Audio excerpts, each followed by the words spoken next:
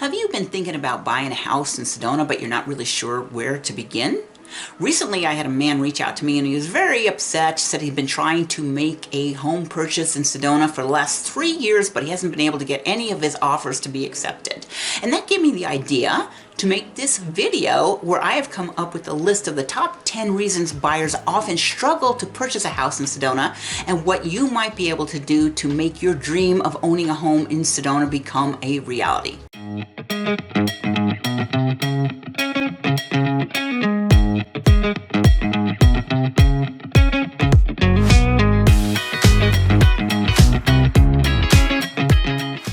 My name is Dawn Dickinson and I am a licensed real estate agent in the state of Arizona. I do live in beautiful Sedona, Arizona. And if you ever have a question about buying or selling a home, please reach out to me. My contact information is always in the description below and I will get back to you. So the first thing that often happens if buyers are coming from out of state, or even if they're coming from Phoenix or Tucson, they'll have a very unrealistic budget, won't be really in tune with what prices are going for here in Sedona. Now, Sedona is a very high demand luxury market, and sometimes the buyer expectation doesn't match what the market is like here in Sedona. I did have a buyer once who was coming from Oklahoma, and he's like, oh my gosh, you're asking $700,000 from this house, and this is just a small house and it needs updating here in Oklahoma. I could get that house for $300,000. Well, there's a reason for that. You know, Sedona is a different market, and if you want to be in Sedona, prices are just higher here. I had another buyer once say that she was coming from a different state and wanted a brand new house in Sedona for $500,000, wanted a brand new build, didn't want anything old because she didn't want to have to deal with hassles of having to update or do any fixes. But actually finding any single family home in Sedona for $500,000 is nearly impossible. I don't want to say you couldn't do it, but realistically, the lowest price single family home that's currently in move-in shape, even if it's a little bit old, is usually going to be about $650,000, and that is typically for a smaller size 2-bed, 2-bath home, maybe 1,200 square feet. So that's where housing prices are started. So if you're coming here asking for a brand new build for $500,000, you're not going to find it. Now, there's not a lot of brand new construction in Sedona. There is a new development going in by Toll Brothers. They are starting at $2 million. Now, there's another builder in Sedona called Morgan Taylor Homes. What they do is they buy lots that are for sale and they will put up a spec home, and they're putting in smaller homes but in attractive new build. Most of those are going for $750,000 to $850,000, and then you can probably still get one of the brand new townhomes going in by Miramonte in West Sedona. Those are again $750,000, $800,000 for a townhome. So you get to high prices here, but in Sedona, it's a luxury market. If you were buying a home in Hawaii or San Francisco or Manhattan, you would also be paying high prices. So just to know that in the village of Oak Creek where I live, price per square foot median is about $469 right now, and in the city limits of Sedona, median price per square foot is about $593 per square foot. So prices are high. I know they're high. To me, I get sticker shock myself, but that is just what people are paying. Sellers are getting that for their homes, and so their unrealistic budget could be keeping you from getting your dream home. The second reason that can keep you from finding a home is if you are too picky and too specific for what you want. There are not tons of homes for sale in Sedona. We are a very small community. So if you come to me and you're saying, oh, I want a 4-bedroom house and I want 3 bathrooms and I want it to be on half an acre and it has to have a perfect view and it also has to be fully fenced and a 3-car garage, and oh yeah, I only have $800,000 to spend, that's going to be very difficult because you're being very specific at what you want, and I might not even find anything for sale with those requirements. So you need to loosen up your requirements a little bit. What's most important is if you were giving me your number for your budget and then say something that's really important to me, like, oh, it must have 3 bedrooms or it must have a garage. But if you give me a list of 15 items that your house has to have, you're probably not going to find anything unless you have like a $3 or $4 million budget. So if you're very specific and too picky, you may be going a long time before you find your dream home.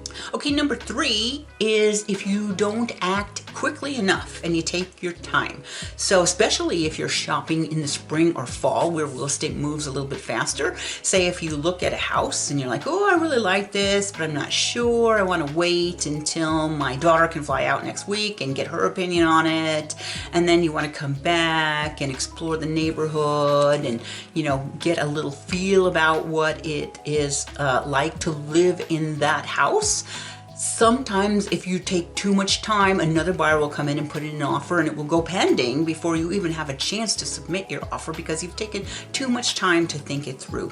Sometimes homes go very quickly here, especially at the lower price points. So if you see something you like, you have to act right away. And once the home goes pending, that means somebody else has it locked in escrow. And unless that person cancels, you're not going to be able to say, oh, I'm going to offer more and get it kicked out. No, you can't offer more because they are already legally obligated on the contract they have unless it gets canceled and comes back on the market. So taking too much time, that can cost you from finding your dream home here in Sedona. Okay, number 4, lowball offers. This is probably the biggest reason people don't find a house in Sedona. And often you're coming from a market outside of the state, or even like Phoenix. Say right now Phoenix has gotten a little leading towards a buyer's market. Right now here in Sedona we're still pretty balanced, but sometimes you're coming from states like Oregon or Florida or Oklahoma where the market is a little soft and people are negotiating much more. So if you're coming to me, especially if you see a house that's only been on the market for like less than a week, buyers really aren't open to taking a lowball offer. And when I say lowball offer, I'm thinking 10% or more below asking price. So sometimes if it's very low, you will get the sellers so upset that they won't even respond. They don't even want to react to you because you might say, well, I'll offer low and then they can counter, but that could kind of squish your plans because they don't even respond to it. So lowball offers, typically if it's 10% or more off the asking price, rather than write it up, I will call the listing agent and say, hey, I have a buyer who's very interested in the property, but he wants me to offer blah, blah, blah amount. What would you like me to do? Would you like me to write it up and submit it to you? Or do you want to verbally present that to your seller and see if they're open to it? And that way we can negotiate from there. But sometimes if you just have me write it up and call and say what a great buyer this is, you could irritate the homeowner or even listing agent and they may not play ball with you. So lowball offers, just be very careful, especially if it's only been on the market for a few days. Now there are exceptions to this, of course. The one exception is if you have a buyer's agent that's working with you like I do, often we'll check the market and say, is that a realistic price or if it's overpriced? Because if it's overpriced, then yeah, go ahead with the lowball offer. But if it's right on par with comps and what things are selling for in the area, then that might not work. The other thing is if the house has been on the market for a long time. Now, sometimes people will call and say, it's been on the market for like 45 days. What's wrong with it? That's not really a long time. I think the median days on market right now, I forgot to look, but it's about 90 to 110 days. So if it's been on the market longer, 3 months, longer than 6 months, now you might have some more room for negotiating. Maybe a lowball is appropriate, but if you're just lowballing everybody in town, this is a bad way. And occasionally I've had buyers coming in from other markets again, and I tell them the same thing, if it's low, they're probably not going to take it, but, we could start with that, and I might write 2, 3, 4, 6. I had one buyer, I think, took 7 or 8 times of writing offers and then having it rejected before they finally believed me. And then we wrote an offer that I had suggested as an appropriate price, and we went under contract and we closed and they got their home. So, and I do want to say that I was raised by a businessman, very good and very successful negotiator. So I do understand negotiator. It's not like I'm just like wussy girl. I understand negotiations, but you have to understand Sedona, again, a very unique and small market, so not always appropriate for the lowball, and that could be the easiest way to squash your dreams of getting a house here in Sedona. Okay, number 5 thing that could keep you from losing your house that you want to purchase would be if you have inadequate financing preparation. When I say that, I'm talking about your pre-qualification. So I always like you to have your pre-qualification form from a local lender before we go looking at houses, but sometimes you might go online to someplace like Loan Depot or Rocket Mortgage or one of those big places and get kind of a preliminary pre-qualification form, which that could be okay. But when we're ready to submit an offer, if you don't have a good pre-qualification from a local lender, that could be a little bit of a problem. In fact, I have a couple of lending partners that I work with that when I submit the offer, the lender will call the listing agent and say, hey, I've really screened this buyer. I know they're a very good, strong candidate, and to give them a good word so that they have a very positive feeling about accepting the offer. Now, sometimes if you're going with an out-of-state lender, like somebody who is primarily working in Arkansas, say, or California, but they are licensed to do sales in Arizona, but they don't do it very often, sometimes that kind of scares the local listing agents away. There's a couple of reasons for that. They're so big that you don't get very good customer service for those loan officers, and then sometimes they're not very adequate about giving you all the forms that we need. We need the specific forms from the Arizona Department of Real Estate. Sometimes they don't have access to them. Sometimes they will send them not completely filled out, and so it just makes our jobs a little more difficult, and that could deter the agent. Now, recently, within the last 6 months, I did do a deal where I was representing the buyer, and there were 2 offers on the property. One was my buyer who had a local lender, and another was cash. So I am competing with the cash offer now. They're very similar terms.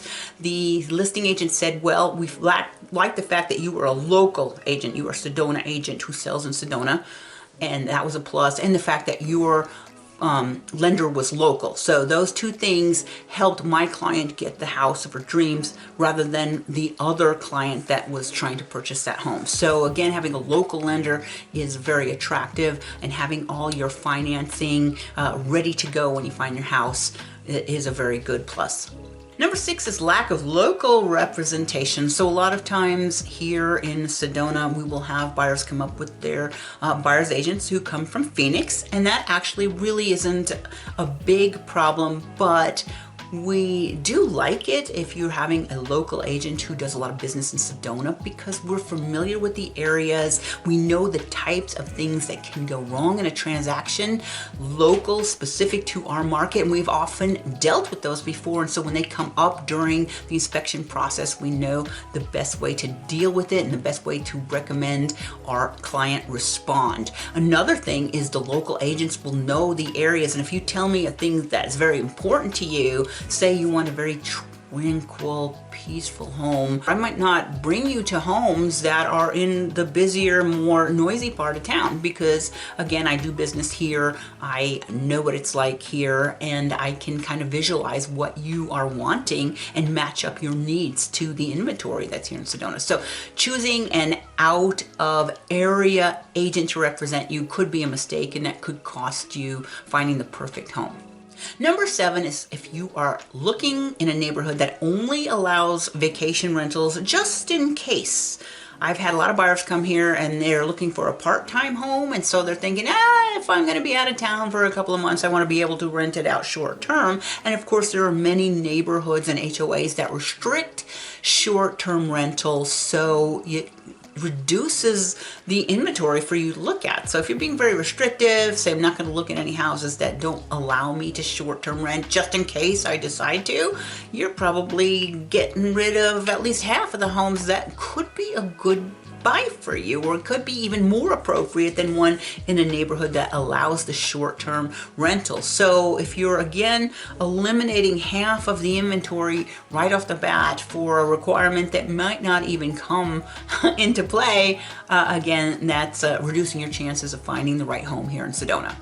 Number 8 is poor timing. So if you are looking at the height of tourist season, that's when a lot of people are buying and selling homes. So if you're coming here in like October, November, and you're looking for the perfect home, you may be competing with a lot of other buyers. The same thing if you're coming here March and April.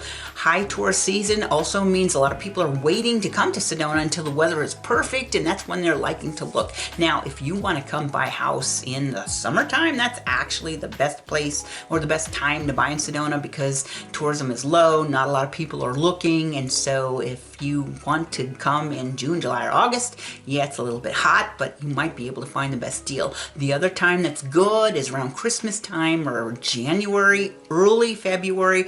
Not a lot of people come in the dead of winter, so that is also a great time to look. So be a little bit more open-minded when you're going to visit, and possibly you could just have an agent like me. I know I do a lot of places where I go with a video camera if you're out of town, and if we see something you like, I'll do a video and you could quick hop on a plane and get here to look. So that's something to do also, to just open up the window in the calendar when you might be looking for a home. Now, number 9 is something I see occasionally happen, is if you have a buyer who's very aggressive with the local agents, and you want to say, I've had buyers come to me and they're having me write up an offer, and they say, okay, I want you to call this agent and I want you to tell her blah, blah, blah, blah, blah, blah, blah, blah. So I'm thinking, you know, like, first of all, it's, like I say, a small market. A lot of us agents know each other. Possibly I've done a deal with that other agent and I know what kind of tactics might be successful with that agent or not. So if it's very aggressive, it might not be the best way to handle it. Maybe you should allow your local agent to know the best way to present the offer to the other party, rather than tell him or her how to do it. And I have to admit, I get very annoyed when people are telling me how to do my job, telling me how to present their offer. It's like, you know, I do this for a living, and I have been doing this for years in this specific market. So I probably know better how to handle the negotiation with the other agent, how not to tick them off. So I wouldn't mind you suggesting, oh, maybe you could say this, or maybe you could say this. But if you say, I need you to tell this agent how to do this, it might not work out. I have done sometimes that, just exactly that thing, where I've told the other agent on the other side that blah, blah, blah needs to happen and blah, blah, blah. And I've written stuff into the contract that's actually already in the contract, but very redundant, like buyer has the right to back out if they find anything wrong during the inspection. Well, that's already in the contract. It's written in there. So if I have to add that as extra verbiage, I've done this several times, and I'm uncomfortable, and I explain that this is not really a good solution because it's already in the contract. And then I've had the listing agent come back and say, well, you know, we saw that and we think your buyer might be really difficult to work with, so we're not going to respond to it. So you could scare off the seller or the listing agent if you're very aggressive, or if you're telling your buyer's agent how to handle presenting your offer. That may not work out. So it's good to find a good local agent who does business in the area and just trust that person to do it the best way for you. Okay, and number 10 is sometimes you have an emotional fatigue or burnout if you've come, especially when the market was hot a few years ago. I remember offering, you know, then it was really difficult. You might have to offer 5-6 times for them to get a deal. And sometimes after the second or third offer, they'd be like, oh, I'm just so burnt out. Maybe Sedona doesn't want me here. And you give up, you know, like, so, and I can see that happening. Now, I actually live in Sedona, and before I bought this house that I'm in now, I made offers on 5 other houses that were not accepted. But when you really want something, you have to just keep working towards your goal and keep listening to your local agent, and not just get burnt out and quit after 2 or 3 times. Now, this is not happening as much right now because, like I'm saying, the market has become more balanced. But in 2021, late 2020, early 2022, I could offer, you know, 3, 4, 5, 6 times, and there are multiple offers, and they would lose out and then be like, let's try it again. And after a couple times, people would give up. Now, I don't blame them, but it would be kind of disappointing for me because, of course, you know, none of us get paid when that happens. But then the big thing is like, oh, I feel like you would have been a good fit here if you would have just persevering, and, you know, eventually we would have gotten you something. But again, that's something that can happen. You can get burnt out if you've offered on many homes and none of them are accepted. And that's it. That's my list of 10 things that could keep you from getting your dream house here in beautiful Sedona, Arizona. My name is Dawn Dickinson, channel living in Northern Arizona. I live in beautiful Sedona, Arizona. I do most of my real estate transactions here in Sedona and Verde Valley. Sometimes though, Flagstaff, Prescott Valley, Phoenix. And again, a lot of these things I just told you about will also apply in Flagstaff, so just know that. So if you are interested in buying or selling a home in Arizona, specifically Sedona, Sedona, Verde Valley, or Flagstaff, please reach out to me, give me a call. I would love to have a conversation with you. My contact information is always in the description below, and I post videos like this every single week on the channel, so if you enjoyed the video, please do me a favor and consider giving me a like, a thumbs up, and subscribe to the channel because I post videos very consistently on Sundays, and I hope to see you back here on my channel with my next video next week.